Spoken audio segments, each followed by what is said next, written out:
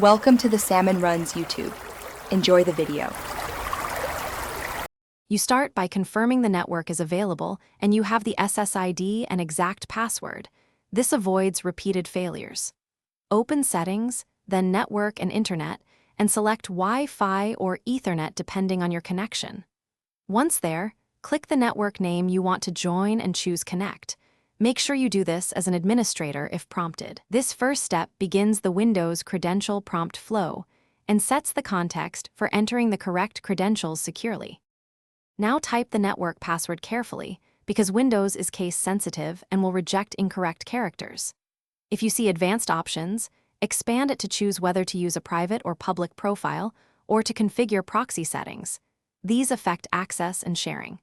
Once the password is entered, click OK or Connect and watch for the authentication feedback. If prompted for a username or domain, enter them using the format user at domain or domain/user. Make sure to enable Connect automatically if you want persistent access. Once connected, verify internet access by opening a browser or running ping 8 to confirm packets flow. If Windows still prompts for credentials or fails, remove the saved network profile and reconnect. This clears corrupted credentials. Restart the router and your PC if problems persist, because that often resolves lease or handshake issues. As a key troubleshooting tip, run the Windows Network Troubleshooter and, if needed, flush the DNS with ipconfig/flushtons to remove stale entries and retry the connection. Thanks for watching. Consider subscribing if we helped you.